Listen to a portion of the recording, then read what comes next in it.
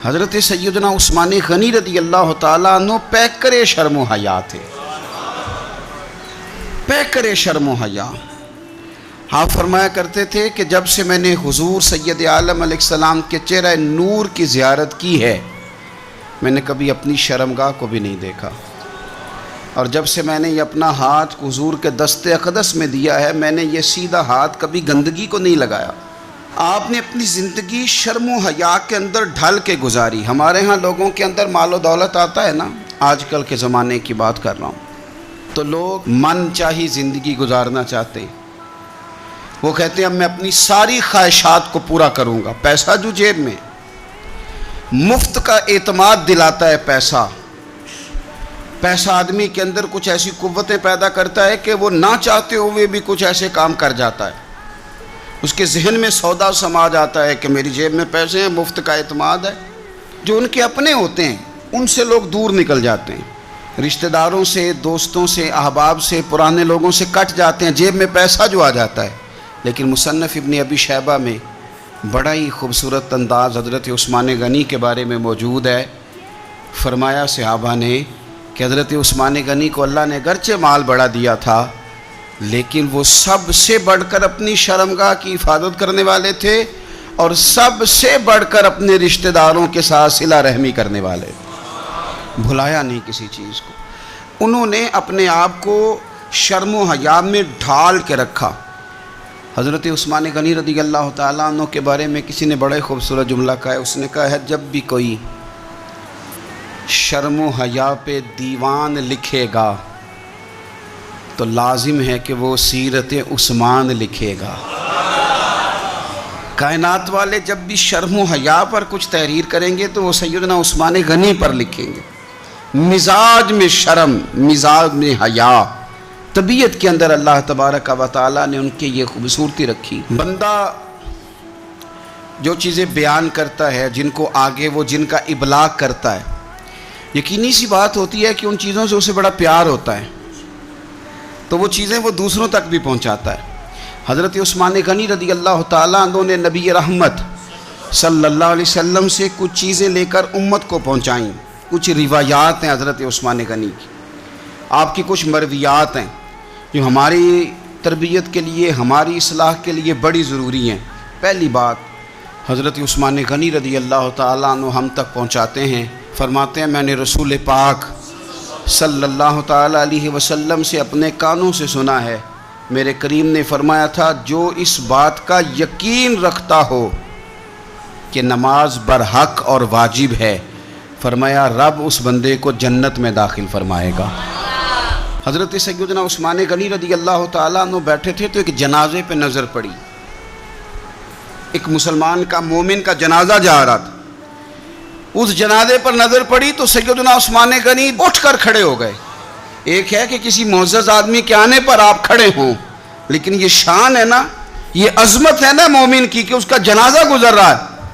تو حضرت عثمان غنی رضی اللہ تعالیٰ عنہ اٹھ کے کھڑے ہو گئے، اور جب لوگوں نے آپ کی طرف دیکھا تو فرمانے لگے اپنی مرضی سے یہ کام نہیں کیا، ایک دن کریم رسول کے سامنے سے بھی جنازہ گزرا تھا تو میرے نبی اٹھ کے کھڑے ہو گئے تھے، تو میں تو اپنے پیارے محبوب صلی اللہ تعالیٰ علیہ وآلہ وسلم کی ادا کو ادا کر رہا ہوں۔ حضرت عثمان غنی رضی اللہ تعالیٰ عنہ نے ہمیں بتلایا کہ مومن کا ہر حال میں مقام اپنی نظروں کے سامنے رکھنا، مقدم رکھنا اس کی عظمت کو۔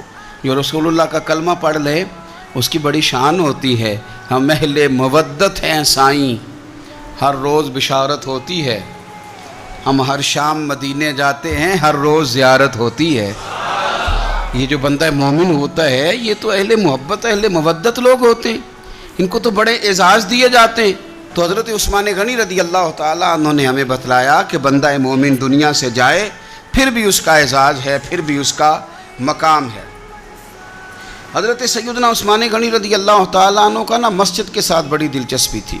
آپ نے نبی پاک صلی اللہ تعالیٰ علیہ وسلم کا یہ فرمان روایت کیا ہے کہ جو شخص اللہ کی رضا کے لیے مسجد بنائے گا، اللہ تبارک و تعالیٰ اس کے لیے جنت میں گھر بنائے گا۔ مسجد نبوی کی تعمیر حضرت عثمان غنی نے بڑے شوق سے فرمائی، اور اپنے دور میں انہوں نے مسجد کے اندر وسعت کی، تزئین و آرائش کی. اس کے اوپر جو فرش ہے مسجد نبی کا، وہ فرش حضرت عثمان غنی نے ڈلوایا. اور آپ نے مسجد کے ساتھ، اور مسجد کون سی؟ وہ مسجد جو مسجد نبوی ہے، وہ مسجد جس مسجد میں بیٹھ کر رسول اللہ صلی اللہ علیہ وسلم صحابہ کرام علیہم رضوان کو دین سکھاتے تھے. میں بڑی دیر سے کافی عرصے سے ایک بات بڑی شدت سے محسوس کرتا ہوں کہ ہماری طبیعتیں جو ہیں وہ تیزی سے تلخ ہو رہی ہیں. اختلاف رائے تو بالکل پسند ہی نہیں کرتے آج کے دور میں لوگ، اور ہمارے مزاج کے خلاف جو شخص جاتا ہے چند باتیں اکٹھی کر کے ہم اس کے ساتھ عداوت پیدا کر لیتے ہیں. وہ دلوں میں جو نرمی تھی، وہ جو معاف کرنے کا جذبہ تھا، وہ جو درگزر کا مزاج تھا، وہ جو کسی کو قبول کرنا اور اس کی چند کمزوریوں سمیت بھی قبول کر لینا، اور کسی بندے کی کمزوری دیکھنا تو اس کی ایک کمزوری دیکھ کے اپنی کئی کمزوریاں یاد کر لینا، یہ اہل محبت کا طریقہ ہوتا تھا. لیکن ہم نے لوگوں کی کمزوریاں ڈسکس کر کے، لوگوں کی غلطیاں ڈھونڈ کے اپنی نظروں میں لوگوں کا مقام گرا دیا ہے. ہم یا خود ٹھیک ہیں یا وہ جو ہماری رائے کے ساتھ 100% متفق ہوتا ہے وہ ٹھیک ہے. ورنہ یہ ہوا ہے کہ طبیعتیں سخت ہیں، مزاج سخت ہیں، لب و لہجے سے تلخی پھوٹتی ہے. حضرت عثمان غنی اپنے مزاج کے لحاظ سے بڑے نرم دل آدمی تھے، بڑے کریم تھے، بڑے مہربان تھے. بڑا اللہ تبارک و تعالیٰ نے انہیں نرم مزاجی عطا فرمائی تھی. حضرت عثمان غنی رضی اللہ تعالیٰ عنہ حدیث روایت کرتے ہیں، مسند امام محمد بن حنبل میں موجود ہے. فرماتے ہیں میں نے نبی پاک صلی اللہ تعالیٰ علیہ وسلم کو یہ فرماتے ہوئے سنا ہے، میرے کریم محبوب فرمانے لگے وہ شخص جنت میں ضرور داخل ہوگا جو نرم مزاج ہے، جو خریدار ہو تب بھی نرم مزاج ہے، دکاندار ہو تو پھر بھی نرم مزاج ہے، جو ادا کرنے والا ہو تو پھر بھی نرم ہے، تقاضا کرتا ہو تو پھر بھی نرم ہے، جو ہر معاملے میں نرم مزاج. اعلیٰ حضرت بریلوی رحمۃ اللہ علیہ ملفوظات شریف میں فرماتے ہیں جو کام نرمی سے ہوتا ہے وہ سختی سے ہوتا ہی نہیں. نرمی سے جو چیز آپ آگے اس کا ابلاغ کر سکتے ہیں، اس کو پہنچا سکتے ہیں، وہ کام سختی سے نہیں ہوتا. کم از کم اپنوں کے بیچ تو نرمی ہونی چاہیے. وہ جو سختی ہے وہ تو کافر کے مقابلے میں، منافق کے مقابلے میں، وہ ہلکا یاراں تو بریشم کی طرح نرم، وہ تو رزم حق کو باطل ہو تو فولاد ہے مومن. تو حضرت عثمان غنی رضی اللہ تعالیٰ عنہ ہمیں یہ سبق پڑھاتے ہیں کہ اپنے مزاجوں میں نرمی لائی جائے. نبی پاک صلی اللہ تعالیٰ علیہ وسلم عمرے کی حاضری کے لیے تشریف لے گئے تو مقام حدیبیہ پر کفار مکہ نے روک لیا اور کہا کہ آپ جنگ کے ارادے سے آئے ہیں، طواف کرنے آئے. حضرت عثمان غنی وہاں تشریف لے گئے. کفار مکہ نے جناب عثمان غنی کو روک لیا اور سب سے پہلی بات تو یہ کی کہ آپ اگر طواف کرنا چاہیں تو کر لیں، صحیح کرنا چاہیں تو کر لیں، میں کروں گا جس دن میرے نبی پاک صلی اللہ علیہ وسلم کریں گے. یہاں بھی کچھ صحابہ نے کہا مقام حدیبیہ میں کہ عثمان کو اللہ نے موقع دے دیا ہے، وہ تو رج کے کعبے کی زیارت کریں گے اور وہ کھل کے طواف کریں گے، وہ صحیح کریں گے، وہ حجر اسود کے بوسے لیں گے. صحابہ یہ باتیں کر رہے تھے تو حضور غور سے دیکھ رہے تھے. جب بات ختم ہوئی تو فرمایا فکر نہ کرو میرا عثمان، میں فکر نہ کرو میرا عثمان میرے بغیر طواف نہیں کرے گا. ہاں مجھے کیا غرض تھی نماز سے، مجھے کیا خبر تھی سجود کی، یہ تو تیرے نقش پا کی تلاش تھی جو جھکا رہا میں نماز میں. اور اقبال کہنے لگے اذاں تو ازل سے تیرے عشق کا ترانہ بنی. اور نماز کے عثمان کو شہید نہیں کیا گیا، لیکن جب خبر آئی تو صحابہ میں جوش پیدا ہو گیا، ہم جہاد کریں گے، ہم ان سے لڑیں گے، بدلہ لیں گے. جو اچھا لیڈر ہوتا ہے وہ قوم کے جذبات ٹھنڈے نہیں کرتا بلکہ جذبات کو صحیح رستہ دکھاتا ہے. وہ جب صحابہ میں جوش پیدا ہوا نا کہ عثمان غنی کا بدلہ لینا ہے تو نبی پاک صلی اللہ علیہ وسلم نے ایک درخت کے نیچے سب کو بلایا، فرمایا میرے ہاتھ پہ بیعت کرو. فرمایا بھی یہ میرا ہاتھ ہے اور یہ میرے عثمان کا ہاتھ ہے.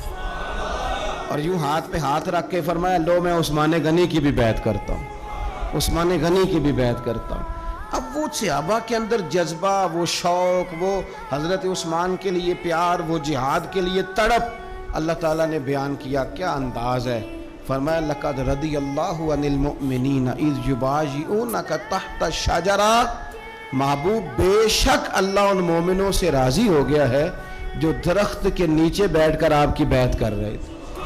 اللہ ان اہل ایمان سے راضی ہے. میرے نبی پاک علیہ السلام نے فرمایا جن جن نے وہاں بیٹھ کر میرے ہاتھ پہ بیعت کی تھی، اس آیت کے بعد اللہ نے وعدہ کر لیا ان میں سے کوئی بھی دوزخ میں نہیں جائے گا، سارے جنتی ہو گئے. سن لو بات، اس کو اچھی طرح سمجھ لو، اچھی طرح.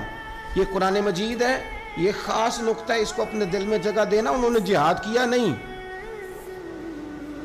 جہاد پر بیعت کی، وہ لڑنے گئے نہیں، لڑنے کا پختہ ارادہ کیا، ابھی کفر کے مقابلے میں کھڑے نہیں ہوئے تو اللہ تعالیٰ نے جنتی قرار دے دیا. میں کہا کرتا ہوں کہ چلو جہاد جب آئے گا تب تو دیکھی جائے گی، ارادے تو کرو نا. رب تو ارادوں پر ہی جنت کے وعدے فرما دیتا ہے، ارادوں پر ہی.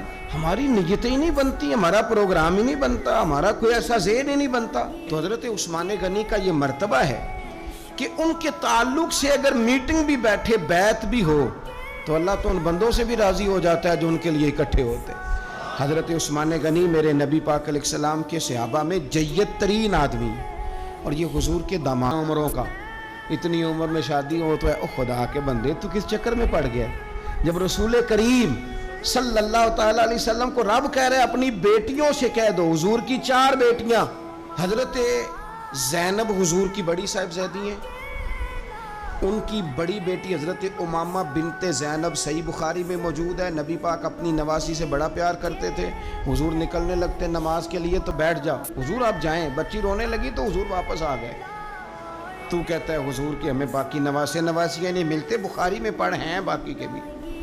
نبی پاک واپس آ گئے اور فرمایا نہ زینب رلا دے مجھے، میں ساتھ ہی لے جاتا ہوں. ابا جانا آپ نماز پڑھیں گے، بچی سنبھالیں گے. فرمایا دونوں کام ہی کر لوں گا. حضور لے آئے جناب امامہ کو، اللہ اکبر کہہ کے نیت باندھی.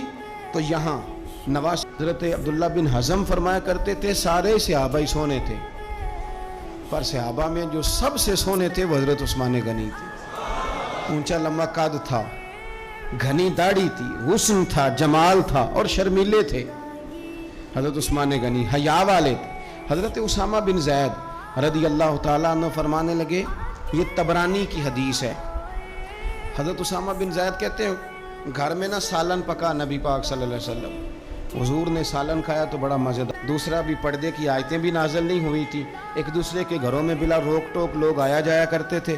آپ فرماتے ہیں وہ سالن کا برتن لے کے جب میں پہنچا نا حضرت عثمان غنی کے گھر، دونوں میاں بیوی ایک چارپائی پہ بیٹھے تھے.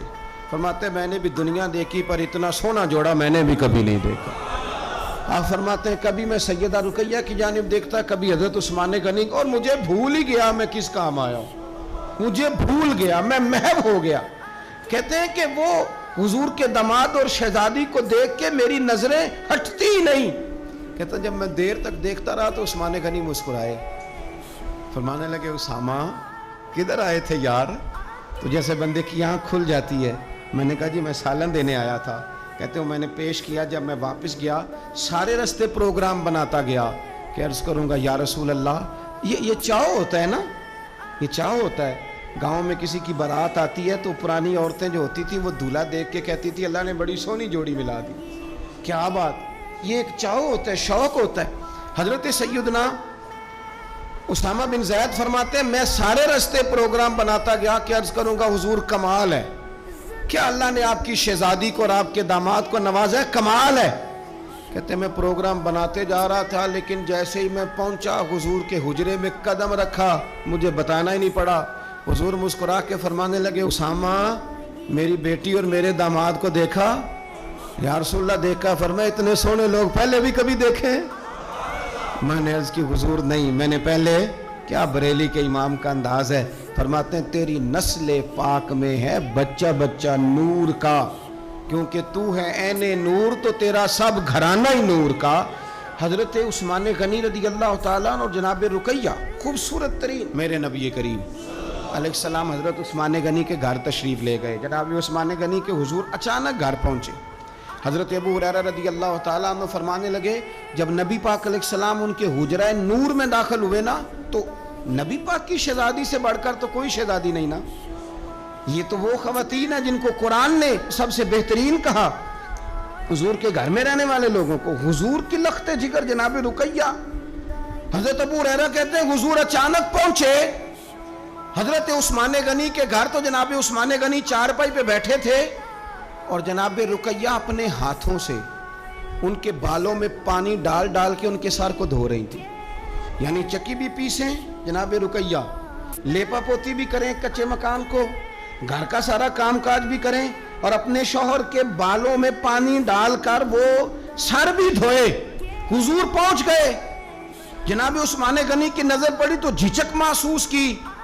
हजरत रुकैया रदी अल्लाह ताला अन्हा भी जरा ठहर गई। देखो मेरे नबी पाक की तरबियत का अंदाज। रसूल करीम ने क्या फरमाया? नबी करीम फरमाने लगे रुकैया अपने शौहर की ज्यादा खिदमत किया कर, रुकैया अपने खामद की ज्यादा खिदमत कर। फरमाया मेरे सारे सहाबा शान वाले हैं, लेकिन जिसने मेरे अखलाक को सबसे ज्यादा देखना हो वो मेरे उस्मान गनी को देखे। ये अखलाक में मुझसे ज्यादा मुशाबत रखता है बेटी, ज्यादा ज्यादा खिदमत किया कर अपने शौहर की ज्यादा। ये हुजूर ने तरबियत दी।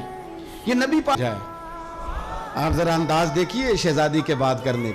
हुजूर मैंने बालों में कंघी करके भेजा है। हुजूर मुस्कुराए, फरमाया रुकैया मैं उस्मान से भी राजी हूं, पुत्र तुझसे भी बड़ा ही राजी हूं, मैं तुम दोनों से बड़ा राजी हूं। आप दीन इस्लाम के इस खूबसूरत तरीन मिजाज को समझे कि मेरे नबी कलन भी भेजें, उनकी हिजरत की भी तारीफ करें, उनके हुस्न की भी तारीफ करें, मियाँ बीवी के आपस में रिश्ते को मजबूत करने की बात करें। जनाब रुकैया बीमार हो गई तो हुजूर फरमाने लगे मैंने तो कमान करनी है ना, मैं जाता हूँ, तू मेरी बेटी की तीमारदारी कर। हजरत उस्मान गनी रदी अल्लाह ताला अन्हु बदर में शरीक नहीं हुए। बदर में गिनती में लोग 312 थे, हजरत उस्मान गए नहीं, पर नबी पाक ने फरमाया उस्मान चूंकि मेरी बेटी की तीमारदारी कर रहा है लिहाजा वो बदर में नहीं भी आया, फिर भी अल्लाह ने बदरियों में शामिल कर लिया, फिर भी यहाँ शामिल है। उसे अजर भी मिलेगा, उसे वो जज़ा भी मिलेगी, ना आन कर भी वो शामिल है, इसलिए कि वो मेरी बेटी की खिदमत में मशगूल है। हज़रत उस्मान गनी की ज़रा अज़मत तो देखना मेरे भाइयों। हुजूर जब बदर से वापस आए तो जनाब रुकैया विसाल कर गई थी, जनाब उस्मान उन्हें दफन करके आ रहे थे। अब बात आगे चली, हज़रत उस्मान भी गमगीन रहने लगे कि मेरा हुजूर से करीबी रिश्ता था, अब क्या बनेगा। ये दुनिया में वाहिद इंसान है हज़रत उस्मान गनी कि किसी एक शख्स को किसी नबी की 2 बेटियों से निकाह करने का मौका मिला। हुजूर ने अपनी बेटी का भी निकाह कर दिया तो मेरे रसूल करीम ने फरमाया, नबी पाक फरमाने लगे मैंने खुद से नहीं किया, मैंने अल्लाह की वही के साथ, अल्लाह के हुक्म के साथ उम्मे कुलसूम का निकाह उस्मान गनी के साथ किया है। और फरमाया ये तो मेरी दूसरी बेटी है ना, मेरी 40 भी होती, एक के बाद दूसरी विसाल करती रहती, मैं सारी उस्मान गनी के निकाह में दे दूं। 2 बेटियों का निकाह हुजूर ने किया। अब बोले बरेली के इमाम और फरमाने लगे नूर की सरकार से पाया दोशाला नूर का, नूर की सरकार से पाया दोशाला नूर का, हो मुबारक तुझको ज़ुन्नूरैन जोड़ा नूर का। हज़रत उस्मान गनी से ना हुजूर बड़ा प्यार करते थे। तो एक दिन हुजूर घर में बैठे बैठे ना, मैं ये तो नहीं कहता कि सरकार बोर हो रहे थे, मैं ये जुमला तो नहीं बोलता, शयान शान नहीं सरकार के, लेकिन नबी करीम सल्लल्लाहु अलैहि वसल्लम बैठे बैठे ना चुप कर गए और देर के बाद हुजूर ने फरमाया, आयशा थी, सैयद आयशा सिद्दीका, सैयद हफ्सा थी, हुजूर ने फरमाया आयशा किसी सहाबी को बुलाओ मुझसे बातें करें। यानी ये पहलू निराला है, किसी को बुलाओ ज़रा मुझसे बातें करे। और जनाब आयशा कहती है मैंने आओ देखा ना ताओ देखा, बेटियां तो बात ही बाप की करती हैं और नंबर दूसरा लग जाए तो फिर भाइयों की भी बता दें किसको बुलाएं। तो कहती है हमने हुजूर के चेहरे पर अजीब सी संजीदगी देखी।